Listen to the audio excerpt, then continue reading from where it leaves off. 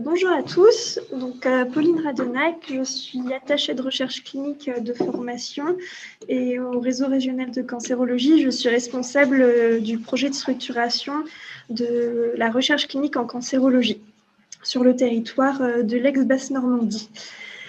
Donc une première diapo pour vous présenter qu'est-ce que la recherche clinique, une diapo qui sert d'introduction, puisque souvent quand on parle de recherche clinique, même parfois quand on ne connaît pas, on s'imagine que c'est la recherche en laboratoire.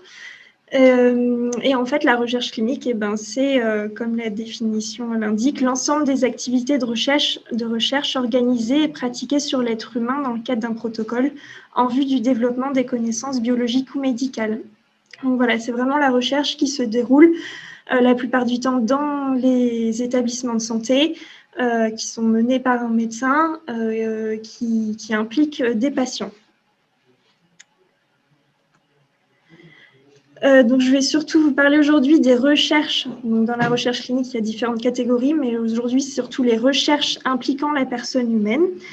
Donc, il y a différentes catégories. Donc, on a les recherches interventionnelles qui peuvent porter sur des médicaments. Par exemple, on va comparer un nouveau traitement versus un placebo. Donc, il y a une randomisation, je vous en parlerai un petit peu plus tard. Ça veut dire qu'on intervient sur la décision de traitement dans le cadre du protocole.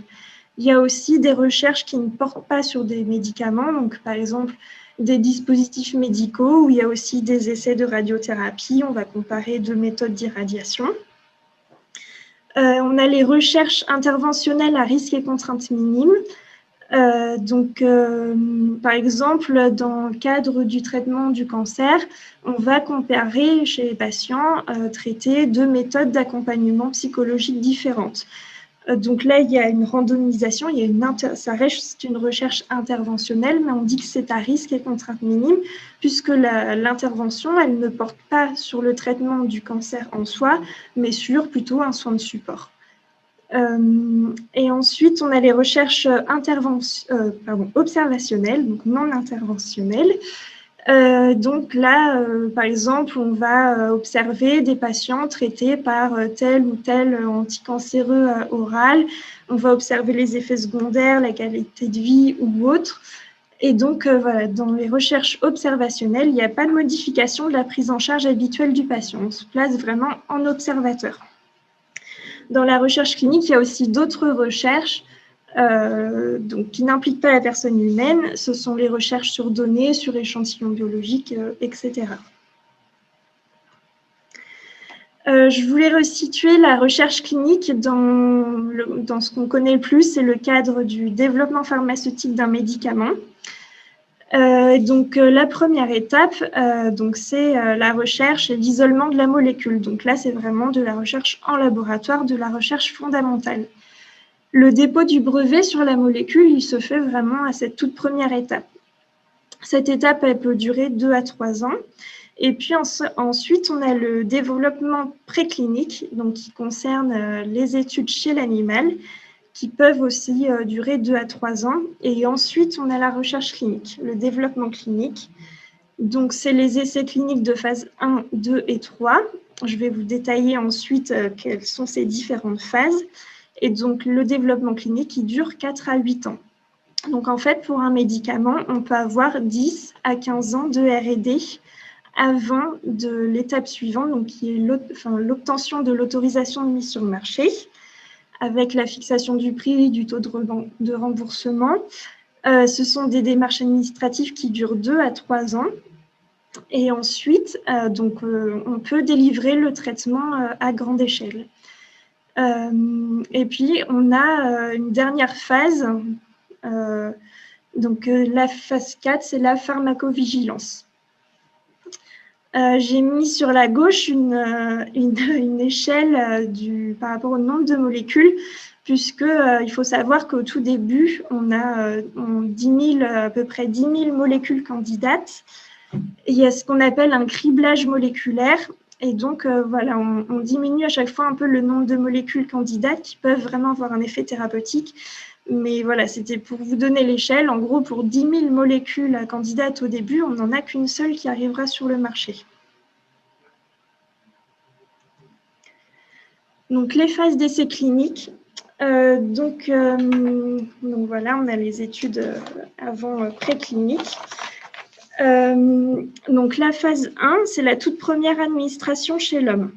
Donc, on étudie la tolérance, on détermine la dose maximale tolérée et en général, c'est une phase qui se déroule sur un petit nombre de patients, 20 à 50, avec un schéma d'administration bien défini. En général, on administre le traitement à un patient, on attend un certain laps de temps avant de pouvoir administrer un deuxième patient.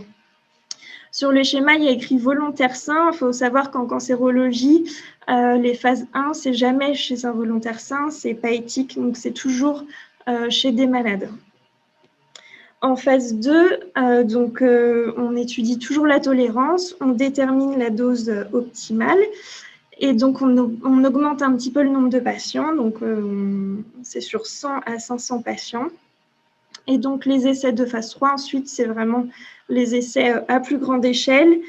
Donc là, on étudie l'efficacité, la sécurité d'emploi et donc, en général, c'est sur 500 à 20 000 malades selon la nécessité de l'étude. Et en général, on étudie l'efficacité du médicament. Donc, c'est soit par rapport à un placebo, soit par rapport au traitement de référence, donc le médicament qui est déjà sur le marché. Et puis, on a ensuite, comme je vous le disais, après la commercialisation du traitement, les essais de phase 4, où là, on confirme l'efficacité. Voilà, c'est une mesure plus utile de l'utilité thérapeutique du médicament parce qu'on est en vie réelle. Donc, qui sont les acteurs de la recherche clinique? Donc, la recherche clinique, elle se passe, comme je vous le disais, dans un établissement de santé. Et au cœur de la recherche clinique, il y a les patients qui acceptent de se prêter à la recherche. Ils sont pris en charge par des médecins investigateurs qui sont des médecins formés à la recherche clinique et au protocole de l'étude. Le médecin investigateur, il est souvent entouré des techniciens d'études cliniques, donc qui sont un peu leurs super assistants qui gèrent un peu tout le côté logistique de la prise en charge des patients dans le cadre de l'étude, et puis les infirmières de recherche clinique aussi qui sont vraiment formées à la spécificité des études. Le directeur d'établissement, il a son importance puisqu'il autorise le déroulement de la recherche dans son établissement. Et puis, on a le pharmacien hospitalier qui est responsable de la gestion du traitement expérimental. Et puis, on a tous les personnels des services impliqués, parce qu'une recherche, ça implique aussi souvent le service de radiologie, le laboratoire, etc. La recherche, elle est menée par un promoteur, donc j'ai mis la définition ici, c'est la personne physique ou morale qui prend l'initiative de l'essai clinique, qui en assure la gestion et qui s'assure de son financement. Le promoteur, ça peut être un laboratoire pharmaceutique ou en cancérologie, on a aussi des sociétés savantes qui sont des regroupements de médecins qui souhaitent s'investir en recherche clinique. L'étude, elle est gérée souvent par le chef de projet, l'attaché de recherche clinique, qui est vraiment le contact principal de l'établissement de santé. L'attaché de recherche clinique, il se déplace souvent dans les établissements de santé pour monitorer l'étude, c'est-à-dire vérifier que tout se passe selon le protocole, que les données recueillies sont de qualité. Et puis, on a aussi les unités de production, cellules de pharmacovigilance, assurance qualité, des comités experts, les affaires réglementaires et le data management. Donc, c'est globalement des informaticiens qui sont en charge de la gestion des données recueillies. Et donc, il y a aussi les instances réglementaires qui sont actrices.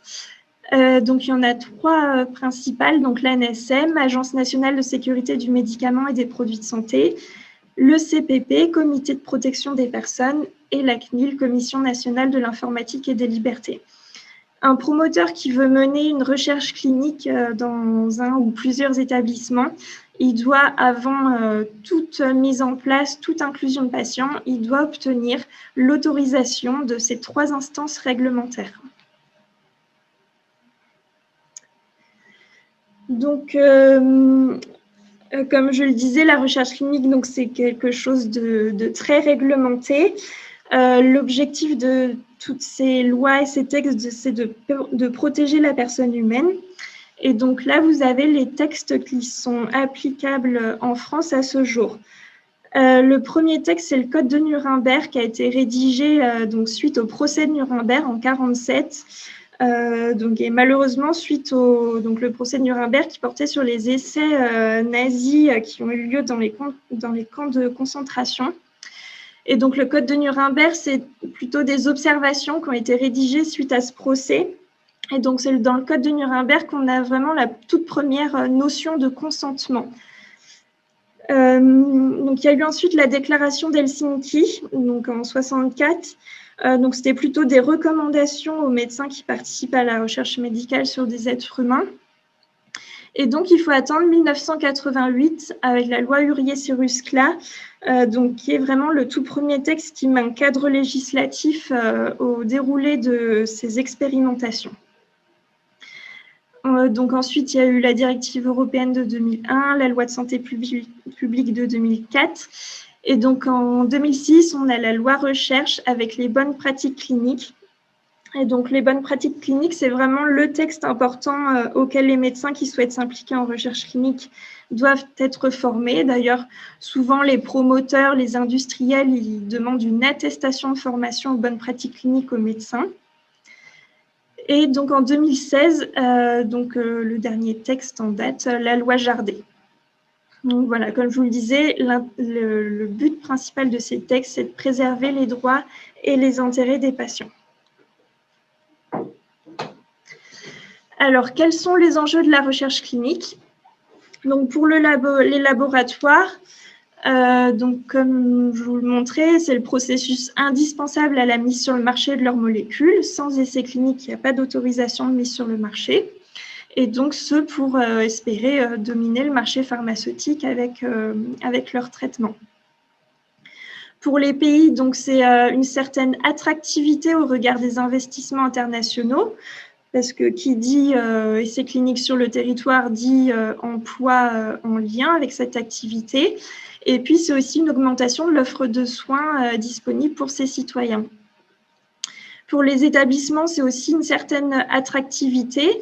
Ça démontre un dynamisme de la part de l'établissement, une volonté de pouvoir donner accès à l'innovation. Et donc, il y a aussi des financements pour les établissements qui participent à de la recherche, des financements qui s'appellent mairies, qui encouragent le déroulement de la recherche. L'enjeu pour un médecin, c'est de pouvoir offrir à ses patients de nouvelles pistes thérapeutiques, de se familiariser avec les spécificités d'un traitement en amont de sa mise sur le marché, car qui dit nouveau traitement dit peut-être nouvelle façon de prescrire, certains effets indésirables à surveiller plus particulièrement. Et donc le fait de participer à des études scientifiques internationales, européennes, etc., avec des publications. Donc, c'est une certaine reconnaissance de son implication en recherche. Donc, les enjeux pour les patients, participer à un essai clinique, c'est parfois pouvoir bénéficier de thérapeutiques prometteuses avec des années d'avance par rapport à l'autorisation de mise sur le marché. C'est de bénéficier d'un suivi adapté et rigoureux, puisque dans un essai clinique, on a des données à recueillir à un instant T. Donc, c'est vrai que les patients d'essai clinique, ils ont vraiment un suivi très, très rapproché en général. Et donc, c'est de se dire aussi que l'on participe à l'amélioration des connaissances médicales pour soi et pour les autres. Alors, quand on nous propose de participer à un essai clinique, il y a un document qui est important, donc c'est la note d'information. Et donc, la note d'information, elle reprend les informations importantes liées à l'essai. Donc, quel est l'objectif de l'étude, le schéma de l'étude, donc quels sont les examens, les visites en particulier, quels sont les traitements alloués et les effets indésirables possibles, les bénéfices attendus, mais aussi les risques possibles. Et puis, il y a aussi en général des considérations réglementaires. Voilà, je voulais mettre des définitions de certains termes qui sont souvent utilisés dans la note d'information et qui ne sont pas toujours très explicites quand on ne connaît pas. Donc le premier, c'est randomisation. Donc la randomisation, c'est le tirage au sort, l'allocation aléatoire des traitements. En général, on fait des essais randomisés parce que ça permet un niveau de preuve plus important puisque ça évite des biais de sélection. Donc, ça veut dire qu'en fait, on est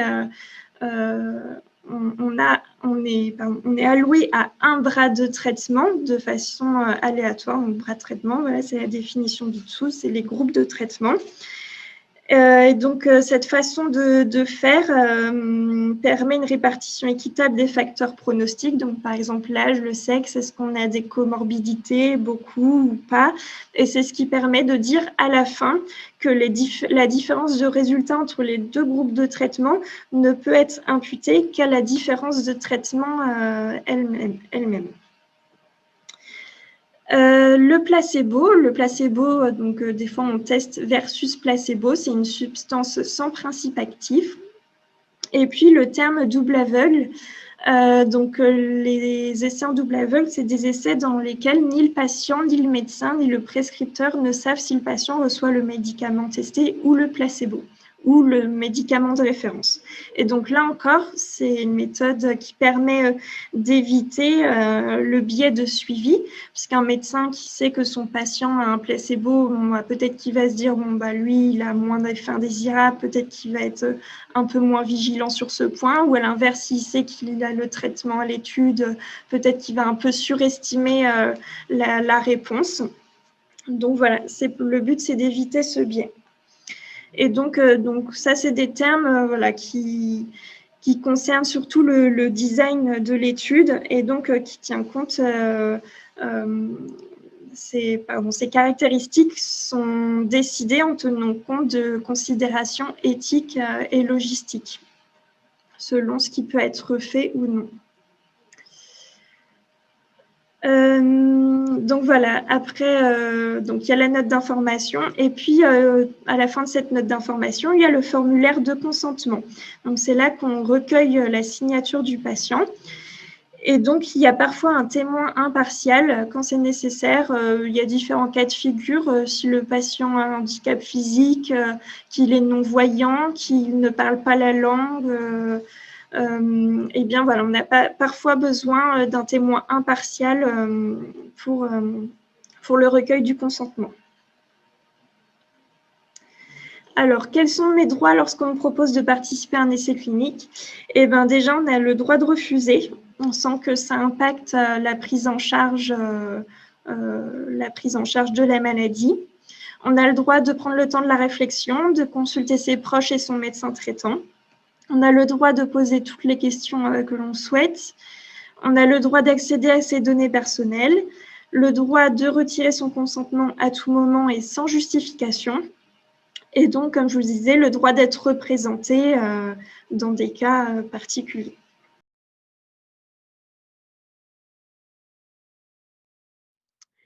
Et donc, en fait, on travaille aussi en collaboration avec différents établissements de proximité du territoire qui souhaitent s'investir en recherche clinique.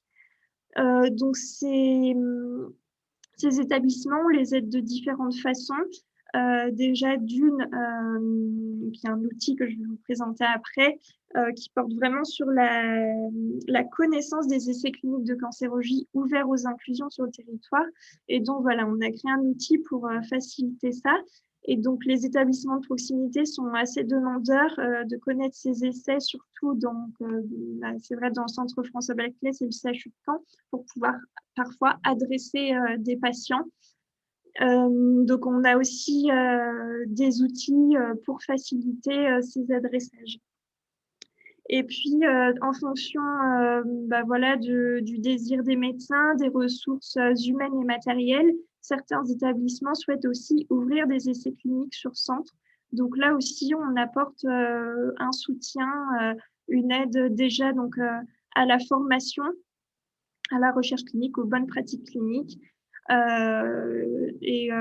Donc aussi au niveau d'une recherche de financement pour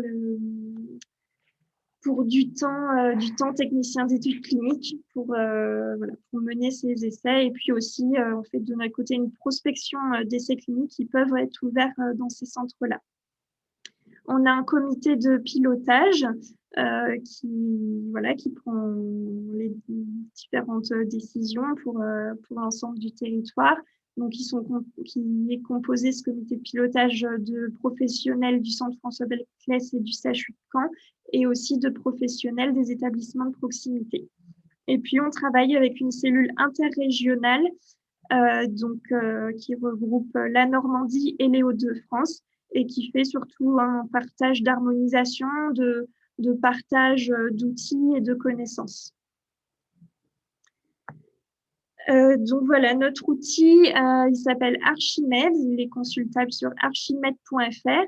C'est un outil qui est accessible par tous, mais qui était surtout une forte demande des médecins. Et donc, c'est un moteur de recherche qui est développé au sein du réseau Onco-Normandie, qui a été étendu à toute l'interrégion nord-ouest, et donc qui regroupe tous les essais cliniques de cancérologie ouverts aux inclusions sur toute l'interrégion nord-ouest. Donc voilà, c'est assez... du coup, il y a un moteur de recherche, on peut rechercher des essais par spécialité, etc. Et il y a aussi, selon les territoires, d'autres outils comme des arbres décisionnels d'essais cliniques, des documents d'adressage, etc.